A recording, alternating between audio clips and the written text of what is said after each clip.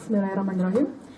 Assalamualaikum warahmatullahi wabarakatuh. Waalaikumsalam warahmatullahi wabarakatuh. Bismillahirrahmanirrahim. Alhamdulillahirabbil alamin. Wassalatu wassalamu ala asrofil anbiya'i wal mursalin wa ala alihi wa ashabihi ajmain. Amma ba'du. Marilah bersama-sama kita mengucapkan syukur alhamdulillah kepada Allah Subhanahu wa taala karena kita masih diberikan nikmat Islam, nikmat iman, hingga pada saat ini kita masih diberikan kesehatan yang tidak tara. Nah, salawat serta salam semoga tetap tercurahkan kepada junjungan kita Nabi besar Muhammad Shallallahu Alaihi Wasallam. Nah, di sini kita sudah kedatangan narasumber Mbak Astri Vo, udah pernah kenal kali ya? Saya bacakan sedikit, kemarin sempat nyontek Mbak di Google, saya Google dulu siapa sih Mbak Astri ini. Nah, Mbak Astri ini dulu bintang cilik tahun 70-an. Nah, tapi sekarang lebih dikenal dengan ustazah, dengan label barunya sebagai ustazah dan sebagai penceramah. Nah, sekarang Mbak Astri ada di tengah-tengah kita, akan memberikan tausiah kepada teman-teman di Indosat Daan Mogot.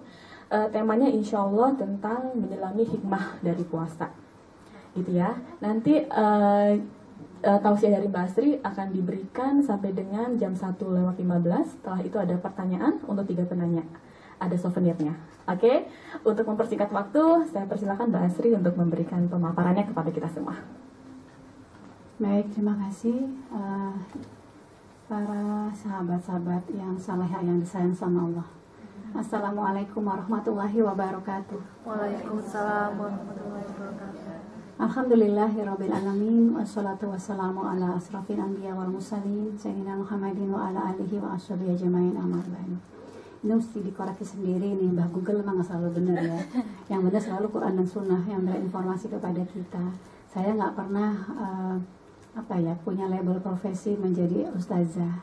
Tapi memang sebagai ibu itu dia akan menjadi seorang madrasah. Madrasah itu banyak sekali profesinya. Selain menjadi kepala sekolah, dia menjadi guru, segala macam guru kehidupan, guru matematika, guru olahraga. Dia juga sebagai cleaning service, itulah tugas saya juga. Dia juga sebagai satpam di rumah ya, kalau anak-anak sekolah kan kalau terlambat mesti ke satpam dulu. Itu juga tugas saya sebagai ibu, tugas Anda semua yang sudah ini jadi ibu semua apa masih anak-anak gadis belia ini. Oh, 50 ya benar. Jadi memang ibu itu dia banyak profesinya, tapi kewajiban utamanya adalah dia pengasuh, dia mendidik. Nah, itulah kewajiban utama kita sebagaimana perintah dalam surat At-Tahrim, ya ayyuhallazina amanu qu anfusakum wa ahlikum naro. Jadi tugas kita sebagai ibu itu tidak selesai ketika anak-anak kita diwisuda, tapi tugas kita menghantar mereka sampai ke pintu gerbang surga. Karena itu sebagai ibu dia harus punya banyak ilmu ya, karena ibu itu sebuah profesi, maka kita sebagai ibu dan Anda yang akan menjadi ibu harus profesional. Karena kalau kita menjalankan profesi nggak punya kemampuan ya, nggak kompeten, maka profesi itu tidak bisa kita laksanakan dengan baik. Nah, sayangnya sedikit dari orang tua kita mempersiapkan anak-anaknya menjadi orang tua. Ya, kebanyakan mempersiapkan jadi guru gitu ya, jadi profesor, jadi artis, jadi dokter, tapi sedikit yang mempersiapkan anak-anak mereka menjadi orang tua. Padahal kewajiban kita itu sangatlah berat dan sampai ke yaumil akhir kelak. Karena itu Ramadan bulan tarbiyah, di mana bulan edukasi, bulan interupsi juga, dan bulan revitalisasi bagi kita yang tadinya menjadi ibu-ibu yang biasa atau menjadi muslimah yang biasa menjadi muslimah yang luar biasa. Karena itu banyak sekali persiapan yang sudah kita persiapkan menyambut kedatangan bulan yang penuh kemuliaan ini. Karena banyak sekali di luar sana orang menjalankan puasa tuh dengan rutinitas yang biasa saja, sehingga setelah Ramadan lewat tidak ada perubahan apa-apa bagi dirinya ya, tidak ada apalagi kebaikan, perubahan aja nggak ada. Nah, ini yang Rasulullah mengingatkan kita bahwa sungguh rugi orang yang bertemu dengan bulan Ramadan tapi cuma dapat lapar dan haus. Nah, mudah-mudahan Allah memampukan kita, dan saya sebenarnya di sini bukan yang lebih soleh dari Anda semua, tapi memang sudah takdir Allah pada siang hari ini saya berada di depan bersama Mbak Munia moderator, dan Anda nanti insya Allah minggu depan Anda duduk di sini untuk berbagi. karena kewajiban kita semua. Jadi tugasnya itu menyampaikan bukannya para ustadz dan ustazah, tapi tugas kita semua agar mau dan mampu watawaswa bil haq dan watawaswa bis sabr. Jadi nggak perlu Anda jadi belajar di Kairo dulu, nggak apa-apa, kerja di Indonesia baik-baik juga nggak apa-apa, tapi terus mengisi dirinya dengan ilmu pengetahuan. Itu sebabnya saya mau jauh-jauh datang ke sini. Dari tadi pagi saya bertemu dengan ibu-ibu Al-Azhar di Kelapa Gading untuk saling berbagi, saling menyemangati diri saya dan juga ibu-ibu yang lainnya menjalankan profesinya dengan profesional. Karena begini, terlalu banyak sudah musola, apalagi masjid yang ada di Indonesia ini, sudah begitu banyak pengajian, ya, kajian taklim, tapi belum juga membawa Indonesia menjadi negara yang baldatun, thayyibatun, ghafurur rahim. Jadi sebenarnya kesalahan apa yang kita lakukan ini? Karena setiap tahun kita melakukan puasa, sudah banyak kajian.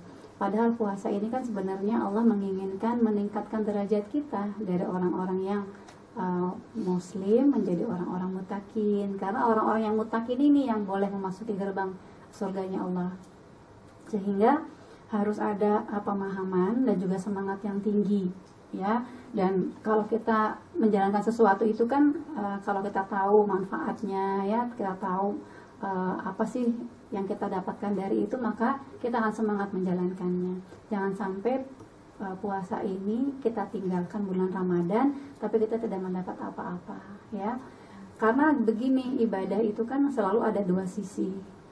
Ibadah yang kita lakukan itu selalu mendapatkan rahmat atau juga mendapat laknat, ya.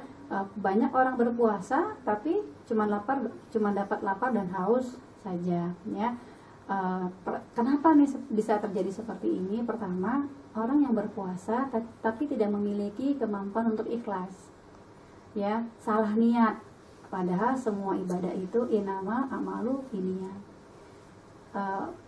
Kalau kita berpuasa hanya menginginkan dunia, dapat THR, baju baru, bisa kurus, perempuan kan gitu ya. Kalau puasa enak nih, kemarin turun gitu ya. Nah, kalau yang kita cuman ingini hanya dunia, maka kita cuma dapat dunia saja, dan di akhirat kita tidak mendapat apa-apa. Padahal tadi Ramadan bulan edukasi, syahrun tarbiyah, banyak sekali pelajaran yang bisa kita dapatkan di bulan Ramadan. Maka pelajaran ikhlas menjadi bab yang paling penting dalam pelajaran madrasah akademi Ramadan ini, ya. Akademi Ramadan ini bukan akademi fantasi, ya, akademi yang mencetak setiap muslim yang punya kemauan dan semangat yang tinggi untuk merubah dirinya. Karena memang Ramadan adalah momentum yang sangat tepat untuk merubah dirinya, ya. Sehingga yang harus kita luruskan adalah niat kita nih. Ramadan ini mestinya apa ya? Mesti punya target. Anda Ramadan ini apa yang ingin Anda capai? Jangan sampai Ramadan berlalu ya kita begitu-begitu saja, nggak punya prestasi apa-apa, ya. Karena prestasi yang ingin kita capai adalah surga. Ya, mungkin prestasi dunia begitu-begitu saja nggak apa-apa, selama kita menjalankannya dengan sungguh-sungguh, dengan kesungguhan hati, pasti makin lambat laun akan meningkat. Sehingga ketakwaan kita inilah yang akan merubah posisi kita, ya. Jadi niat menjadi sebab yang utama. Jangan sampai niat kita salah, jangan sampai tidak mampu lagi berlaku ikhlas. Sebenarnya kan kalau puasa kita hanya ingin dilihat sama teman-teman kantor doang gitu ya, kan bisa loh tadi di musola minum gitu ya. Kenapa nggak kita lakukan? Karena kita memahami bahwa Allah itu memantau kita. Karena kita sangat ingin Allah yang memampukan kita menjadi perempuan-perempuan yang mulia lewat bulan Ramadan ini. Kedua, ada juga pemahaman yang salah bahwa Ramadan tempat waktu untuk bermalas-malasan gitu. Ini nggak banget mah anak-anak Indosat ya. Buktinya hari Jumat gini kan mestinya tidur bisa ya sejamnya lumayan ya. Tadi malam yang nggak tidur habis sahur siapa? Acung. Semuanya, termasuk saya juga nggak tidur lagi habisnya ibu ya. Ibu itu kan Masya Allah manusia yang paling sibuk di dunia ya. Masih ingat kapan sibuknya? Mulai dari terbit matahari sampai terbenam mata suami ya. Dia sibuk luar biasa. Ya, tadi pagi kita habis tadarus, ya habis subuhan, udah beresin anak-anak berangkat sekolah gitu ya. Belum lagi Anda sebagai profesional harus punya tugas yang dikerjakan juga di kantor, punya kewajiban-kewajiban ya. Belum lagi kena macet gitu ya. Jadi Ramadan justru tempat kita untuk lebih giat lagi, ya, lebih rajin lagi.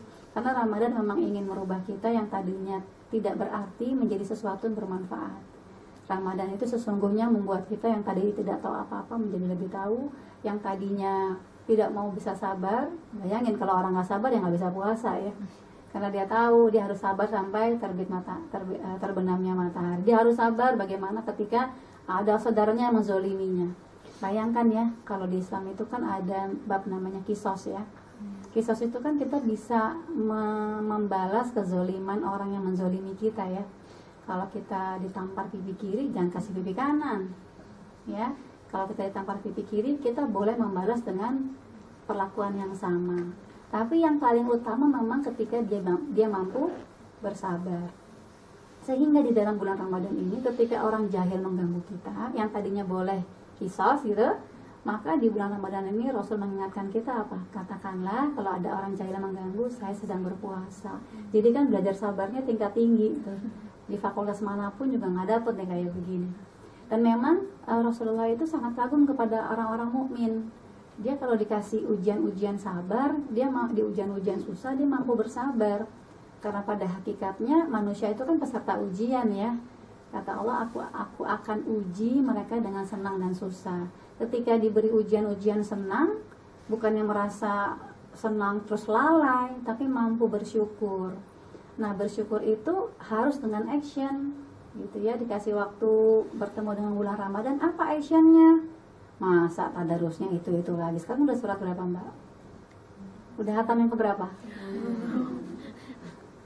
Ya walaupun hatam yang kedua saya juga panjang waktunya ya, masih banyak hatam juga, harus hatam juga terjemahan Qur'annya ya. Jangan sampai kita baca tapi kita tidak memahami artinya, tidak memahami maknanya, sehingga apa yang nggak ngefek dalam tubuh kita, nggak ngefek dalam kehidupan kita ya. Kita tahu mata harus ditundukkan, tapi kalau ikhwan datang pulang salat Jumat lihat-lihat itu kayak itu benar lucu deh ya, tidak mampu ditundukkan ya.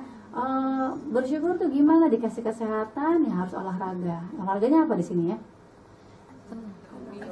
Aerobik ya, masih ya kalau puasa masih ya. Enggak, Maksudnya kalau puasa pindahin lebih sore ya, malas ya, kan buru-buru pulang ya. Ya karena ya paling tidak gini, kita harus tahu ya, manusia itu kan dia makhluk bioplasmik, dia harus harus bergerak, dia harus mengeluarkan energinya. Kalau tidak, energinya akan basi. Kalau energinya basi, maka dia akan busuk. Nah, kalau punya energi yang busuk banyak, maka itu yang buat kita jadi bete, galau. Ya, karena orang-orang mukmin itu orang-orang yang bertakwa, dia nggak sempat galau. Kenapa? Karena wa may yattaqilla yaj'alhu makhraja. Kepada setiap orang-orang yang bertakwa itu Allah selalu kasih way out, selalu ada jalan keluar. Jadi nggak sempat galau gitu ya. Ya pasti diuji dengan kesusahan, air mata berlinang, hati yang remuk redam. Tapi lisannya selalu mengatakan apa yang membuat Allah ridho. Ya, nggak kayak film-film sinetron tuh yang apa maksudmu memberikan cobaan gitu ya. Nggak sempat begitu. Kenapa ya? Karena selalu belajar dalam kehidupannya. Semua menjadi guru. Teman di kantor ya, kemacetan. Tadi saya macetnya dari Kelapa Gading ke sini, ngapain coba dengan murotal drivernya? Wah gila, driver saya tadi gaul banget. Dia punya murotal, habis dibaca langsung terjemahan, baca langsung terjemahan. Ya, jadi agak-agak melo. Kenapa? Masya Allah, saya nggak tahu nanti tempatnya di mana. Mudah-mudahan kita semua ditempatkan di surga ya, amin. Ya, kalau baca Quran dengan terjemahannya itu mampu menggetarkan. Jangankan dengan terjemahan ya, mendengar ayat-ayat cintanya Allah itu kita kan bergetar ya hatinya, yang Masya Allah, langsung ingat banyak banget yang dikasih, saya cuma mengamalkan sedikit ya, disuruh bersabar belum juga selalu berhasil, lebih banyak gagalnya daripada berhasilnya. Maka Ramadan menjadikan kita lebih mampu, sehingga kita bisa termasuk orang-orang yang dikagumi Rasulullah, yang kalau mendapat senang dia bersyukur, kalau dia mendapat susah dia bersabar. Maka syukur itu harus dengan action. Ya nggak bisa kita tuh bersyukur alhamdulillah ya sesuatu bulan Ramadan ya, ini baju Ramadan, ini saya baju lebaran saya. Jadi banget ya. Ya, bukan suuzon, tapi maksudnya kita nggak boleh seperti itu. Karena muslimah itu nggak boleh ngomong seperti itu. Ada nggak aturannya bagaimana kita berbicara? Ada nggak? Dalam Al-Quran ya, perempuan-perempuan tuh nggak boleh ngomong, walaupun dia menutup auratnya.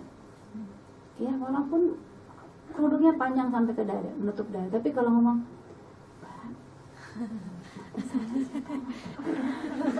boleh nggak?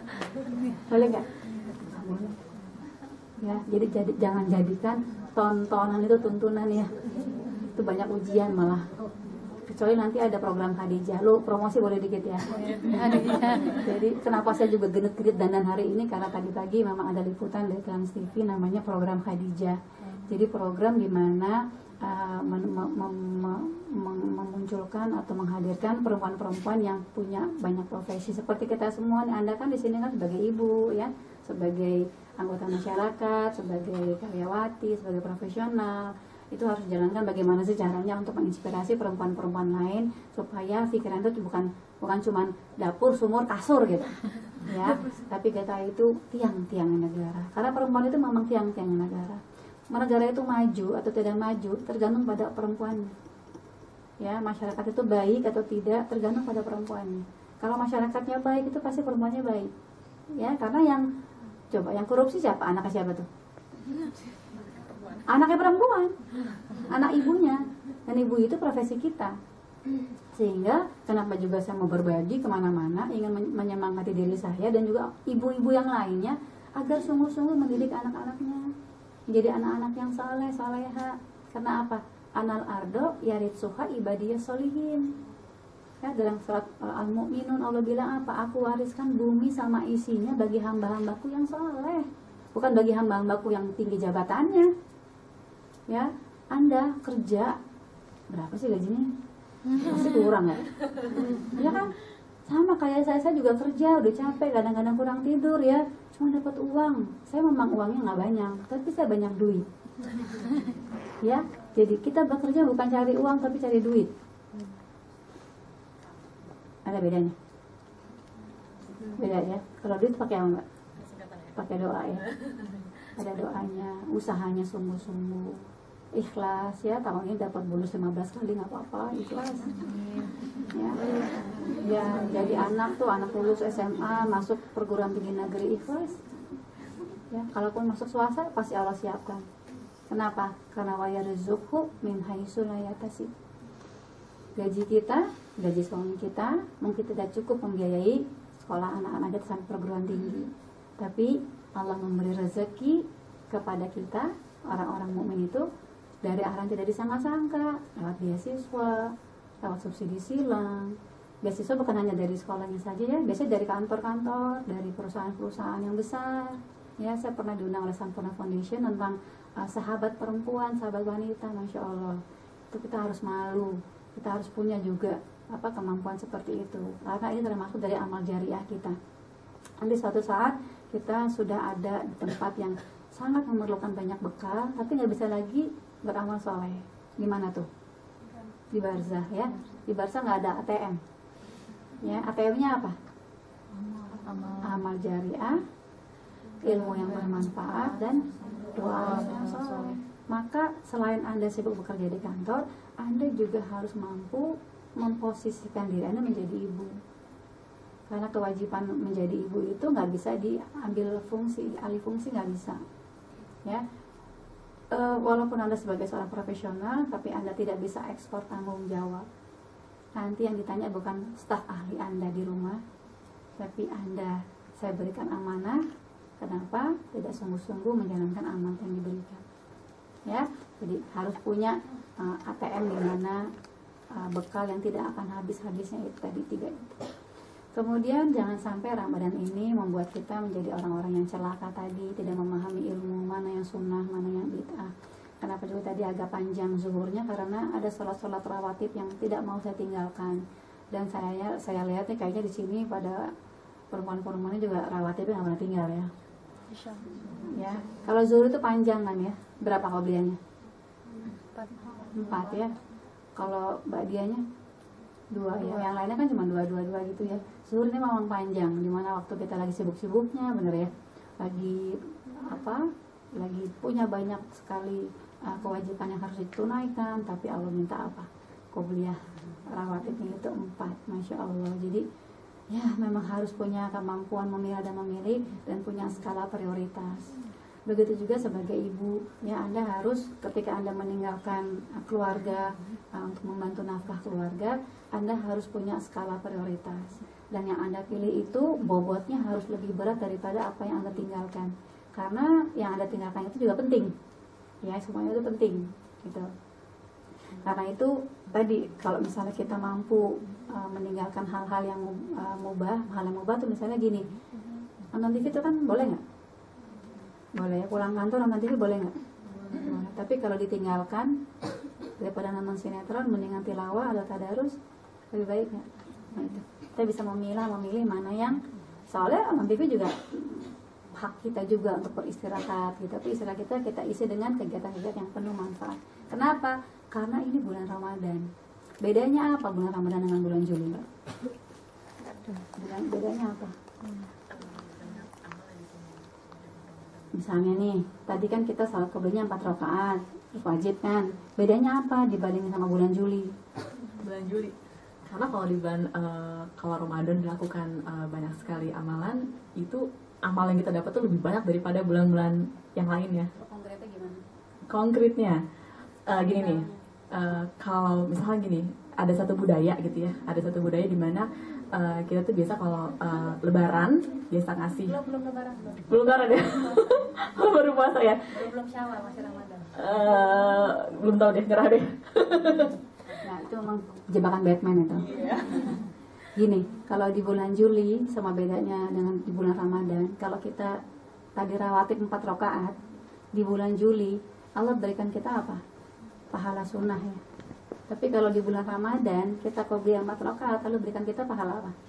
Wajib. Benar nggak? Tadi zuhur yang kita tunaikan, Allah lipat gandakan berapa kali? 70 kali. Padahal kalau dari bulan-bulan biasa kita menunaikan salat yang wajib, ya memang itu kewajiban kita. Tapi ketika di bulan Ramadan, bulannya sama, Juli juga. Cuman keberkahan Ramadan membuat salat wajib kita itu apa? Dilipat gandakan 70 kali kebaikan. Dimana rawatib kita, sunnah-sunnah kita, ya infak-infak kita yang tadinya dibayar berapa? Kan kalau menurut surat Al-An'am Allah berikan 1, kalau kita berikan 1 Allah balas 10 gitu ya. Kalau Allah dalam Al-Baqarah misalnya, kalau kita menginfakkan 1 bagaikan apa? Punya 1 butir yang menumbuhkan 7 tangkai. Setiap tangkai punya 100. Jadi berapa? 700. Bayangkan keberkahan bulan Ramadan. Maka setiap hari infak itu gua banget. Kenapa? Karena siapa tahu tahun depan nggak ketemu Ramadan. Ya, nanti nih saya tahu Anda cuti berapa? Cuti apa dapat libur kalau Syawal? Nggak ada libur ya? Oh, cuti bersama. Jadi berapa hari sebelum Ramadan? Syawal. Minggu ya. Nah, itu jangan sampai kita meninggalkan iktikaf. Karena iktikaf ini memang irinya para sahabat melihat umat-umat terdahulu. Kan umat usianya panjang tuh, bisa ratusan ribuan tahun. Nah, bagaimana dengan kita, wahai Rasulullah? Kita cuma berapa, 60, 70, 80 tahun gitu ya. Bagaimana dengan ibadah kita? Maka ada malam Lailatul Qadar. Jadi kalau nanti Anda pulang kerja atau mau mudik capek, jangan tinggalkan iktikaf. Kenapa? Kalau kita berdiam diri di masjid aja, kita niatkan nih, pagi pulang kerja capek, kegiatan pasti tinggi gitu ya. Kita niatkan datang ke masjid, kita niatkan iktikaf, kita salat sunnah, baca Quran, terus capek Anda tidur. Selama Anda tidur itu Anda sudah dicatat sebagai iktikaf. Tapi harus di masjid, ya. Jadi walaupun badan patah-patah kayak Anissa Bahar karena capek gitu ya, kan makin tinggi kan makin sibuk ya kita ya. Maka harus ada namanya manajemen waktu. Jangan sampai iktikaf ini tertinggal sama kita. Itu kemuliaan Ramadan yang Allah berikan kepada kita. Dan sekaranglah saatnya kita evaluasi diri. Yang tahu cuma kita doang sih. Kita checklist namanya. Ramadan tahun lalu apa yang hilang, yang jelek dari sifat-sifat saya. Karena Ramadan adalah waktu yang sangat tepat untuk menghilangkan sifat buruk. Anda kalau tetap pemarah, kita nggak akan dapat pahala kebaikan Ramadan, benar ya? Puasa kita akan cuma dapat lapar dan haus. Kita kalau tidak meninggalkan dusta, kalau bilang apa? Aku tidak butuh puasa bagi orang-orang yang tidak meninggalkan perkataan dan perbuatan dusta. Jadi tidak ada lagi dusta di antara kita. Karena sebulan sudah dilatih, maka 11 bulan kemudiannya menjadi biasa. Karena sebulan bisa.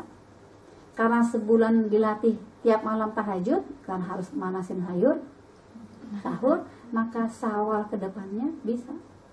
Maka para sahabat ketika memasuki bulan Ramadan, 6 bulan sebelum itu sudah berdoa sungguh-sungguh supaya ketemu bulan Ramadan.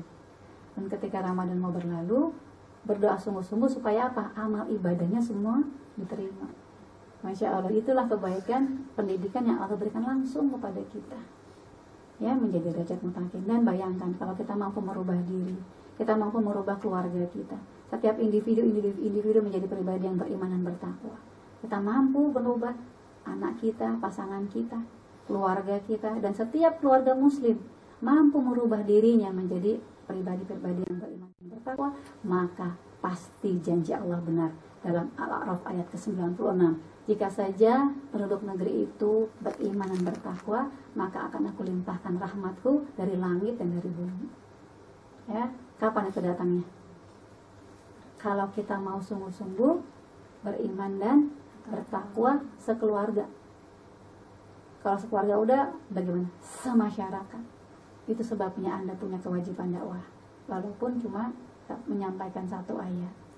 Ya, jadikan Ramadan tempat kita berubah. Jadi nanti Mbak Yanti nggak usah panggil ustadz lagi, ustadz semua di sini yang akan menyampaikan dari sudut pandang mereka dan menjadi inspirasi yang baik buat kita.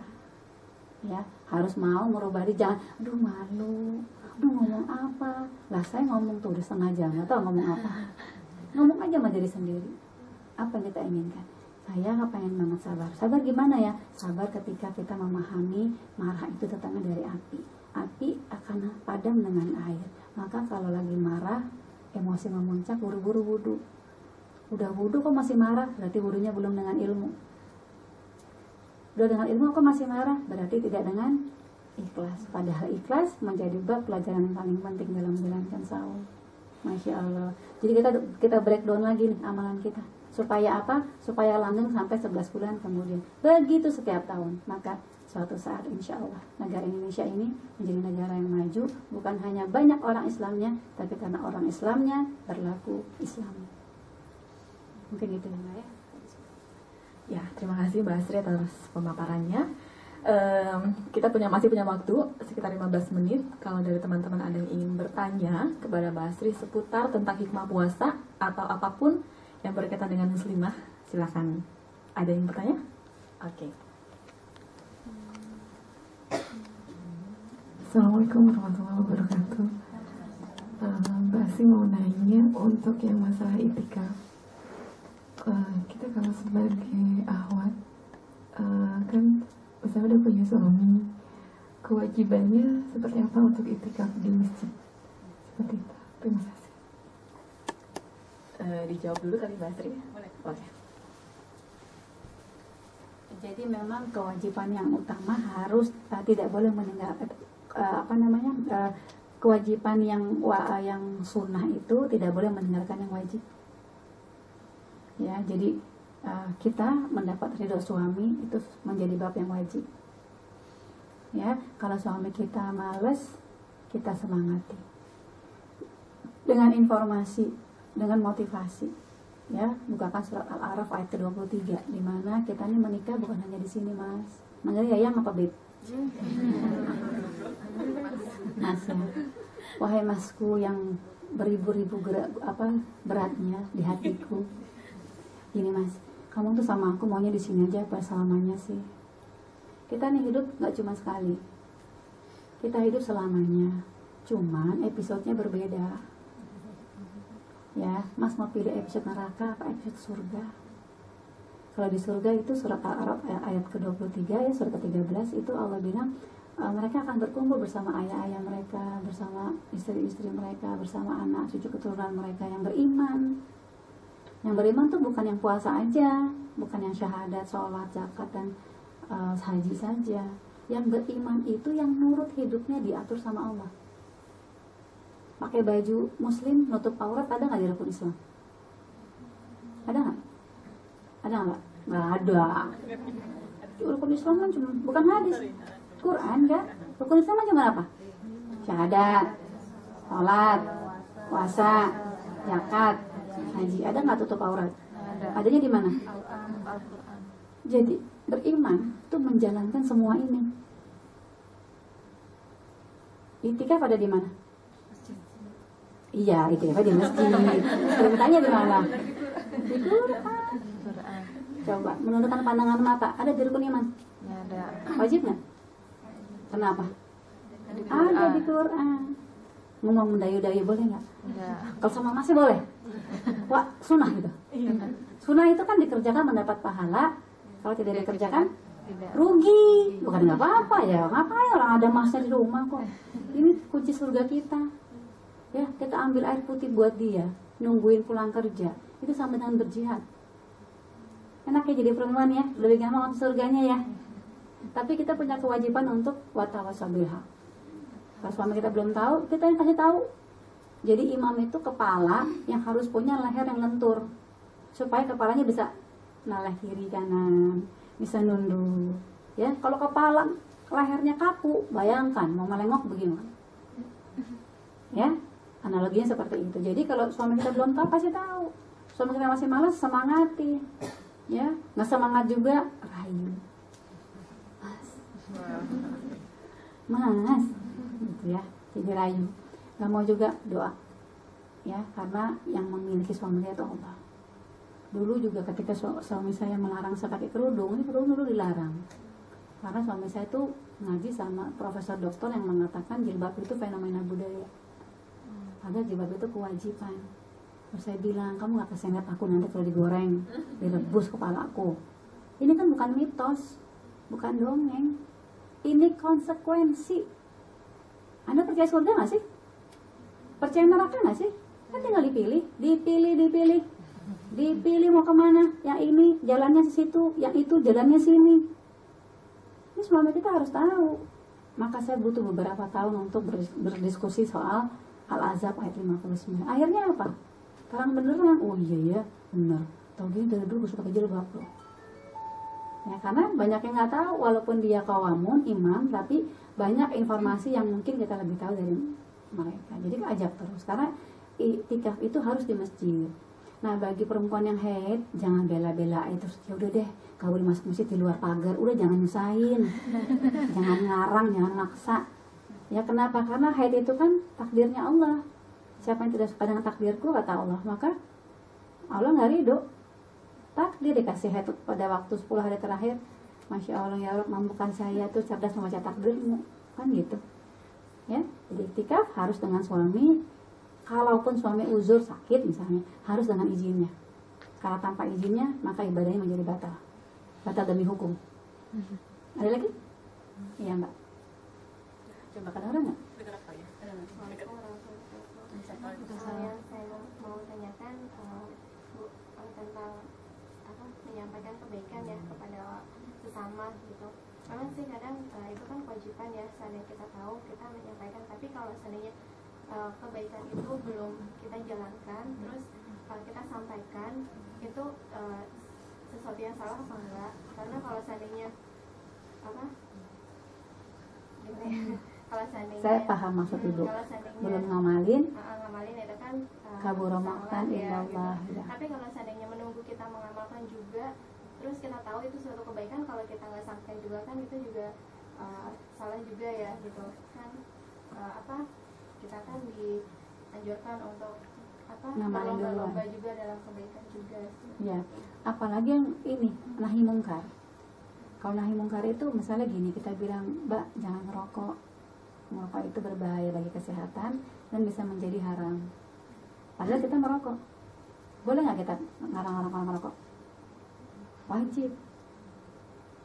Ya, jadi kalau beramar ma'ruf memang kita harus mengamalkan. Tapi kalau bernahi mungkar, walaupun kita belum amalkan, harus kita sampaikan. Nah, tantangannya adalah bagaimana apa yang kita sampaikan itu harus kita amalkan. Kan yang kita amalkan itu kan memang nilainya kita belum tahu, walau alam. Maka jangan pernah putus asa ketika mengamalkan amar ma'ruf. Sabar misalnya. Ya, jadi bukan excuse, bukannya alasan Anda untuk tidak menyampaikan. Ya, paham? Paham ya? Menjawab ya. Jadi nggak apa-apa, terus saja menjalankan apa yang Allah perintahkan, walaupun hasilnya jelek. Kita kan selalu, aduh ya kok saya kok gosip lagi itu sih si fulana sih gue jadi kepancing deh gitu kan. Kalau kan tahu gosip itu mau nyabangkai misalnya gitu ya, istighfar coba lagi, istighfar coba lagi ya. Jadi orang yang baik itu Mbak, kata Allah, bukan orang yang tidak pernah berdosa. Orang yang baik itu ketika dia berdosa, dia berbuat salah, dia langsung ingat, terus dia beristighfar, terus dia mencoba dirinya untuk tidak melakukan lagi. Tapi kalau melakukan lagi gimana? Ya coba lagi. Allah tuh tahu kok kita bercanda apa enggak, apa kita sungguh-sungguh. Kan seorang sahabat bertanya, wahai Rasulullah, berapa kali sih tobat saya diterima sama Allah? Saya ini tempat salah dosa, nih di ruangan ini paling banyak dosa saya, paling banyak ngomongnya. Ya barangkali sabar misalnya, sering sekali saya gagal. Tapi kan harus disampaikan. Para sahabat bertanya, berapa kali Allah itu mau menerima taubat kita? Apa jawab Rasul? Berkali-kali. Allah tidak pernah bosan menerima taubat hambanya, walaupun hambanya itu bosan bertobat. Gimana? Semangat ya sekarang ya. Emang sih gue belum bisa berhenti dari bawel. Tapi mudah-mudahan kalau gue sampein ke orang ini pecut buat gue supaya gue gak bawel. Gitu ya. Emang sih muka gue gak senyum, suka lupa tersenyum, tapi kalau senyum itu ibadah menjadi satu hal yang harus kita sampaikan kepada umat, maka itu mengingat kita, oh iya gue belum senyum. Ya, jadi bukan berarti itu salah satu langkah-langkah iblis supaya kita tidak mau beramal ma'ruf dan nahi munkar itu. Ya Mbak ya, jangan pernah yang bahaya kalau Mbak gini, gue kayaknya udah soleha nih. Coba lihat mata gue, merah kan? Tahajud dari malam. Ya? Ini misalnya nggak Ramadan gitu. Kenapa? Sahur. Nah, kalau kita merasa diri kita baik, nah itu yang bahaya. Tapi kalau Mbak merasa, kok saya belum melakukan apa-apa nih, salah lagi. Itu mudah-mudahan kita termasuk dalam orang-orang yang menuju kebaikan.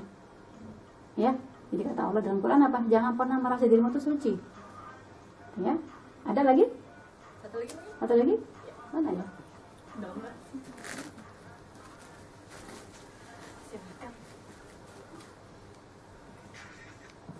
Assalamualaikum Mbak Asri. Mau tanya, kan Mbak Asri kan di tengah-tengah seperti artis-artis. Bentar Mbak ya. Tolong telepon 0856 102 1993. Ya, saya lagi ngisi. Ya, baik. Ya Mbak. Iya. Ya Mbak. Nama saya Sarah. Mbak Asri mau nanya, kalau Mbak Asri kan di tengah-tengah temennya kan artis-artis, boleh nggak diceritain sedikit pengalaman yang paling melekat di tengah-tengah kalau ketika berdakwah secara nggak langsung di teman-teman kalangan yang artis, terutama yang mungkin kehidupannya kebanyakan glamor itu. Pengalaman cerita sedikit, mungkin ada pengalaman rohani Mbak Asri yang menurut Mbak Asri itu paling berkesan, atau mungkin cara bagaimana menghadapi lingkungan yang seperti itu misalnya. Makasih.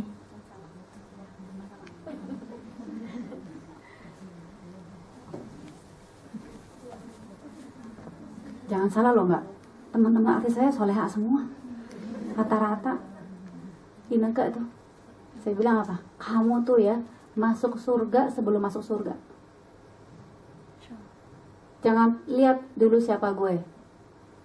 Saya waktu sama Ina itu demo. Waktu itu ada film namanya Buruan Cium Gue. Iya. Ya, berapa tahun yang lalu ya. Saya sama Agi, termasuk sama Ina kita datang ke badan sensor film dan kita menolak. Kenapa? Karena kita seorang ibu, bukan seorang malaikat. Ketika undang-undang pornografi mau disahkan, saya sama Ina itu ikut demo. dari HI itu kami jalan kaki dari gedung DPR. Bukan untuk kami udah punya banyak informasi, tapi untuk anak-anak remaja kami. Terus wartawan kan biasa ya, apa, bad news is always good news. Mbak, dulu kan Mbak kan begini, begitu, begini gitu. Saya bilang deh, mendingan saya mantan pemain film panas daripada saya mantan ustazah. Gitu ya Mbak? Iya. Wah, semangat banget. Harus semangat. Coba lihat Umar bin Khattab. Bagaimana dulunya? Tapi dimakamkan di sebelah Rasulullah. Ya, jadi walal akhiratu khairul laka minal ula. Jadi kalau saya lihat itu yang mendalam gitu ya. Saya lihat tuh ini tuh orang yang ketahuan banget disayang sama Allah.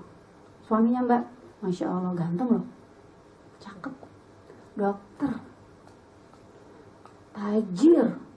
Saya pernah nih diundang makan malam mama ini waktu ini lagi ulang tahun, tiba-tiba waitersnya belaga-belaga kasih bon ini apa deal gitu, pas dibuka apa, cincin berlian.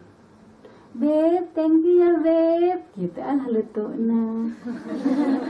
Orang mah biasanya kan kalau laki-laki udah kaya, terus nggak terlalu soleh lah gitu ya. Ini soleh pisan. Ya, saya bilang untung kau soleh adek, orang aku iri sama kau. Ya, banyak sekali.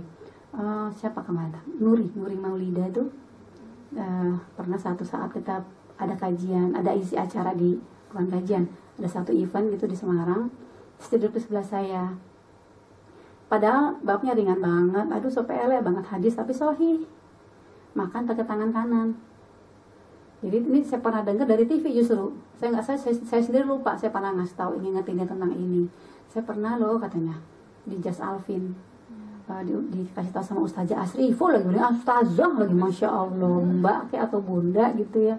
Waktu saya mau makan pakai tangan kiri, terus tangan saya dipegang, ditepuk gitu, jangan pakai tangan kiri, pakai tangan kanan. Kata Rasulullah itu mengajarkan kita harus pakai tangan kanan karena iblis itu menggoda kita lewat aliran darah. Jadi kalau buka aqua tuh Mbak, bukanya tuh tangan kanan boleh, tapi ditumpang, jangan dibuka tuh.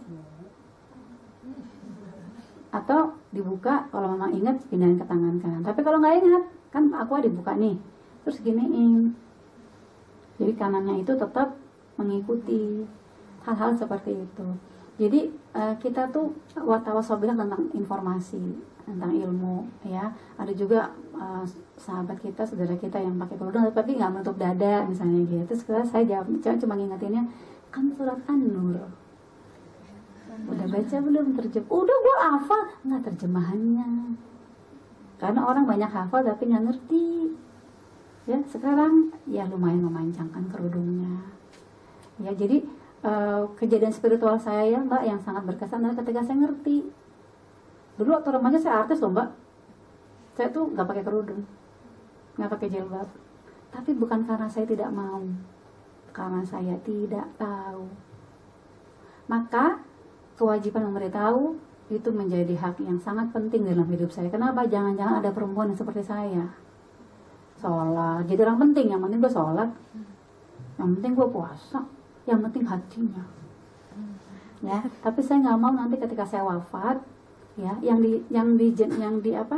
dikafani cuma hatinya doang, jenazahnya apa, jasadnya enggak ya. Jadi informasi itu sangat penting. Maka Quran itu bukan hanya untuk dibaca tapi ditadabur, dipahami ayat-ayatnya supaya kita berpikir seperti ulul albab. Surat 38 ayat 19 ya. Jadi itu Mbak, jadi dalam dunia glamor itu sebenarnya sama aja. Profesi itu kan sama. Dokter juga banyak yang glamor kok. Dokter suami saya tuh malpraktek lagi, tapi mobilnya Jaguar. Ya pokoknya hits deh. Tapi kayaknya apa ya, ada dokter yang baik, ada dokter yang buruk. Jadi semua profesi itu dua. Profesinya itu ada profesi yang Islami dan profesi yang jahili. Anda juga sebagai profesional, sebagai karyawati, ada karyawati yang Islami ya nggak mau menggunakan yang bukan haknya, tapi ada juga karyawati yang jahili. Semua profesi itu ada seperti itu, termasuk juga para seniman, para artis, para pekerja seni. Cuma memang kita tuh karena diliput kamera, karena kerjanya memang di kamera ya. Tadi pagi saya ceramah diliput sama Khadijah, Saya bilang, ibu-ibu nggak usah touch up bu ya, pakai lipstick nggak usah. Nah, kita lagi belajar sekarang gitu. Jadi saling berbagi ilmu, berbagi informasi, dan nanti kita realnya di surga. Amin. Mungkin itu yang bisa saya sampaikan, Bunda, Kak Ibu, sahabat-sahabat remaja. Karena saya jam 3 juga masih ada liputan Khadijah lagi. Jadi saya mohon pamit. Mudah-mudahan yang saya bagi ini bisa menjadi inspirasi kita untuk membuat Ramadan kita kali ini berbeda daripada Ramadan tahun lalu. Dan mudah-mudahan kita ketemu lagi di pertemuan Allah. Kalau nggak di kantor sini ya di surga. Amin. Amin ya rabbal alamin. Subhanakallahumma wa bihamdika asyhadu an la ilaha illa anta astaghfiruka wa atubu ilaik. Assalamualaikum warahmatullahi wabarakatuh. Waalaikumsalam. Kita cukup ngomong di sini. Semoga apa yang disampaikan oleh Mbak Astri bisa bermanfaat sekali oleh teman-teman. Demikian yang dapat kami sampaikan, dan assalamualaikum warahmatullahi wabarakatuh. Waalaikumsalam.